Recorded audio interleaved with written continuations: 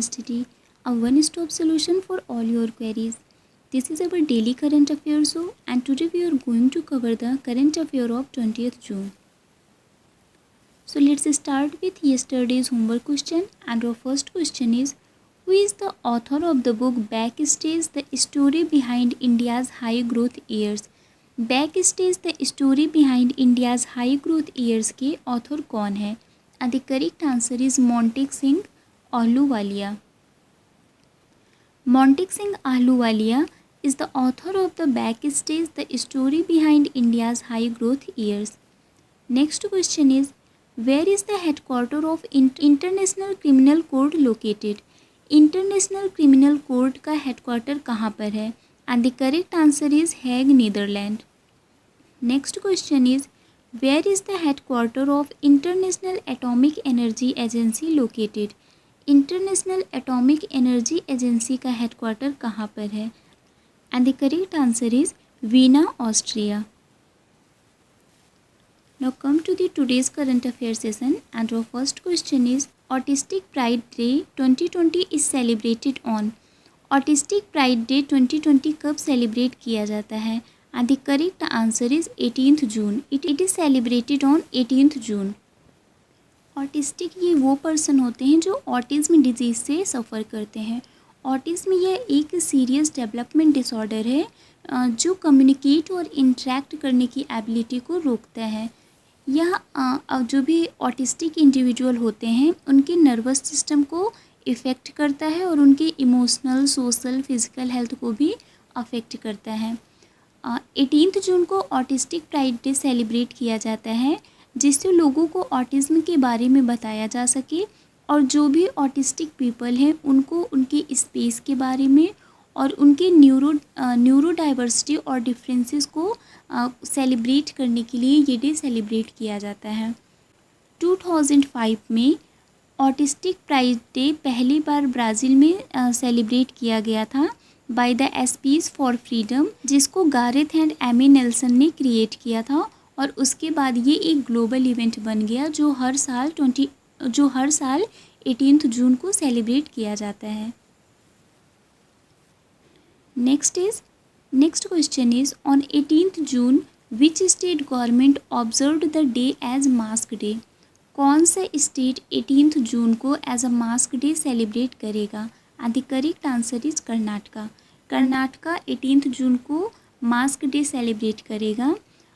इस डे को सेलिब्रेट करने का मेन पर्पज़ ये है कि लोगों को जागरूक किया जा सके about the use of mask, sanitizer और and washing hands with soap, साबुन से हाथ धोने के लिए, मास्क को यूज़ करने के लिए, सैनिटाइज़र की यूज़ के लिए, जिससे कोविड-19 के स्प्रेड को कंट्रोल किया जा सके. इसके साथ साथ सोशल डिस्टेंसिंग नॉर्म्स को भी मेंटेन करने के लिए और लोगों को अवेयर करने के लिए ये डे सेलिब्रेट किया गया.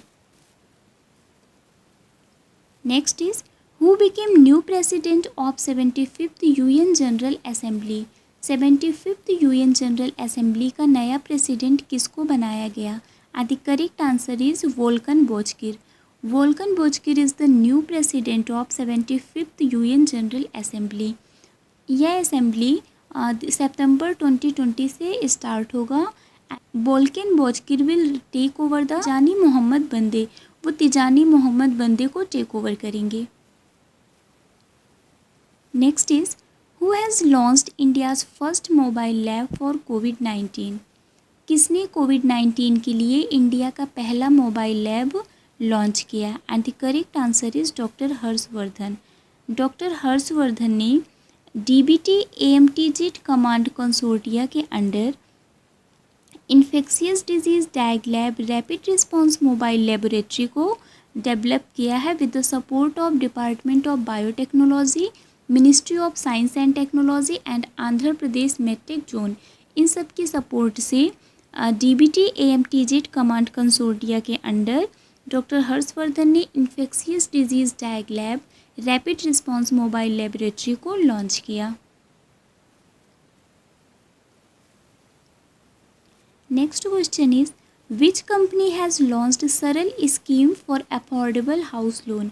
अफोर्डेबल हाउस लोन के लिए कौन सी कंपनी ने सरल स्कीम को लॉन्च किया है? And the correct answer is ICICI home finance.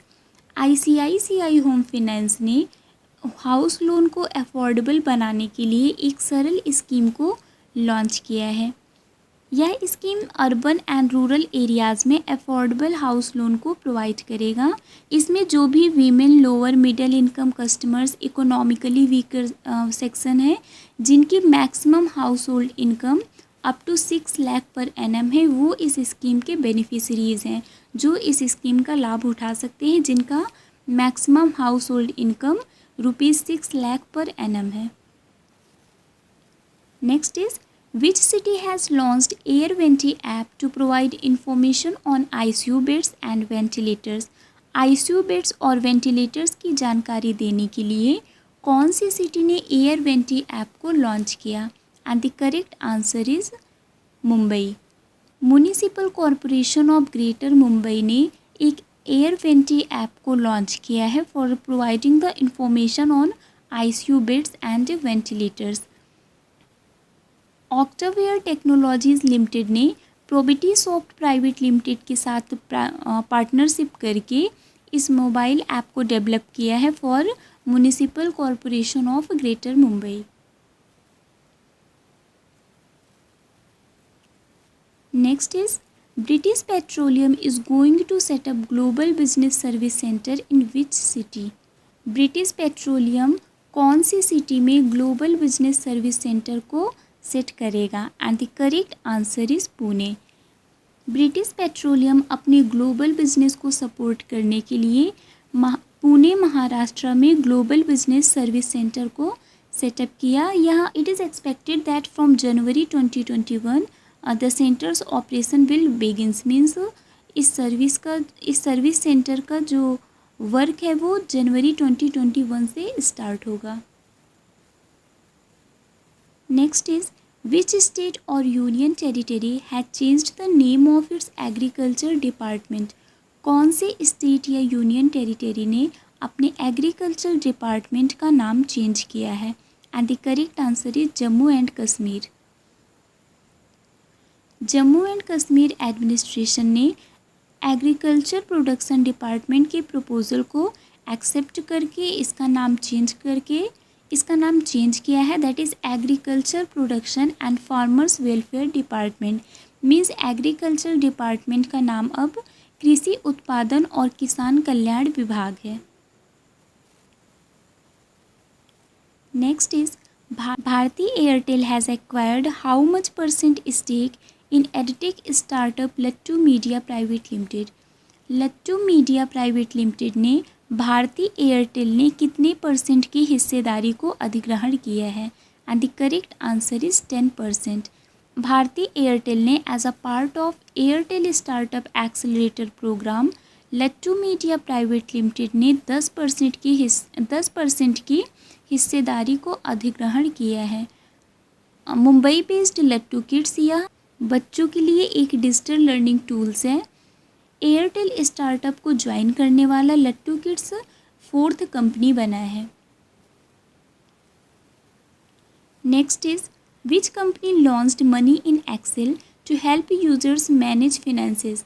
Finances को मैनेज करने के लिए कौन सी कंपनी ने मनी इन एक्सेल को लॉन्च किया है? And the correct answer is Microsoft. Microsoft ने माइक्रोसॉफ्ट 365 और पर्सनल एंड फैमिली सब्सक्राइबर्स के लिए मनी इन एक्सेल फीचर को लॉन्च किया है, जो अमेरिका में पहली बार शुरू होगा। इस फीचर में यूजर्स को एक्सेल स्प्रेडशीट में securely connect bank, credit card, investment and loan account को एक्सेल से जोड़ने और आपकी ट्रांजैक्शन और अकाउंट इंफॉर्मेशन को ऑटोमेटिकली इंपोर्ट करने की परमिशन देता है।